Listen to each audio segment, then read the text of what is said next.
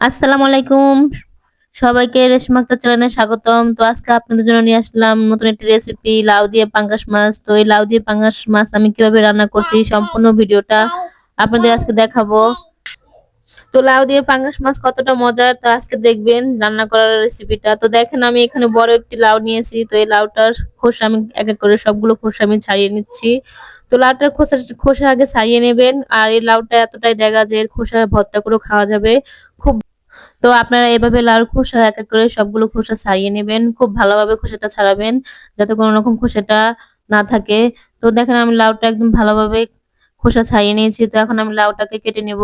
আপনারা লাউ কাটবেন।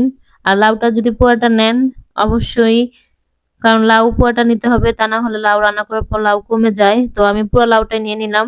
তো এখন লাউটাকে ভালোভাবে সাইজ করে কেটে নিব। তো যারা লাউ পছন্দ করেন, আমি যেমন পাঙ্গাস মাছ দিয়ে রান্না করছি, আপনারাও ইচ্ছা করলে অন্য কোনো মাছ দিয়ে রান্না করতে পারেন। তবে লাউ ভালো লাগে বেশি চিংড়ি মাছ, ইলিশ মাছ দিয়ে। তো পাঙ্গাস মাছটা দিয়েও ভালো লাগে। তো আজকে আমি পাঙ্গাস মাছ দিয়ে লাউ রান্না করতেছি। আর লাউ কিন্তু পাঙ্গাস মাছ দিয়ে খেতেও ভালো লাগে খুবই। তো যারা খান নাই তারা একবার রান্না করে দেখবেন। তো এই রেসিপিটাও খেতে খুবই মজার। তো দেখেন আমি আমার সাইজ মতো করে লাউটাকে কেটে নিচ্ছি। তো আপনারাও আপনাদের সাইজ মতো করে এরকম লাউটাকে কেটে নেবেন। তো আমি এভাবে লাউগুলোকে সাইজ করে কেটে নিয়েছি। আপনারা আপনাদের মন মতো করে লাউয়ের সাইজটা কেটে নেবেন। তো লাউটা কাটার উপর রান্নার স্বাদটাও একটু বাড়ে। তো দেখেন এখন আমি এখানে পাঙ্গাস মাছের তেল নিয়েছি। তো আমার মাছটা খুব বড় ছিল তাই সেই মাছের তেল হয়েছে। তো দেখেন পাঙ্গাস মাছের তেলের সাথে আমি হালকা পরিমাণ তেল দিয়েছি। তো তেলের সাথে তেল দিলে কিন্তু অবশ্যই একটু কম তেল লাগে। তো দেখেন এখন আমি এখানে এক কাপ পেঁয়াজ কুচি দিয়েছি। তো পেঁয়াজগুলো খুব ভালো করে আমি একটু ভেজে নেব বাদামি কালার করে। তো দেখেন আমার পেঁয়াজটা একদম ভালোভাবে ভাজা শেষ। তো এখন আমি এখানে দিয়ে দিচ্ছি সেই কাঁচা মাছ। তো আমি কিন্তু আজকে মাছটাকে ভাজবো না, না ভেজে মাছটাকে দিয়ে দিব।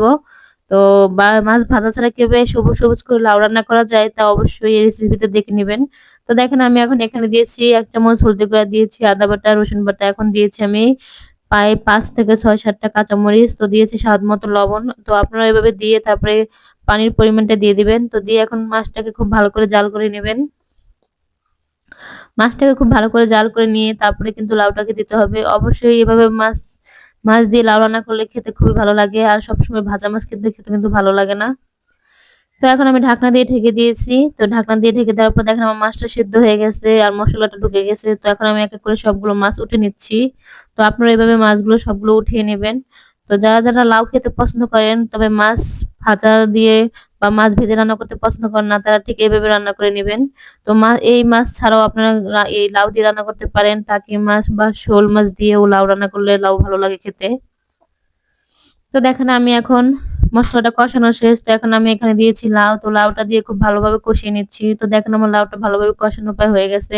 তো এখন আমি সেই মাছগুলো আবার দিয়ে দিলাম। তো মাছটা দেওয়ার পর তো আপনারা বাসায় অল্প সময়ের মধ্যে এভাবে রান্না করে নিতে পারবেন। তো আমার ভিডিওটি ভালো লাগলে সাবস্ক্রাইব করবেন।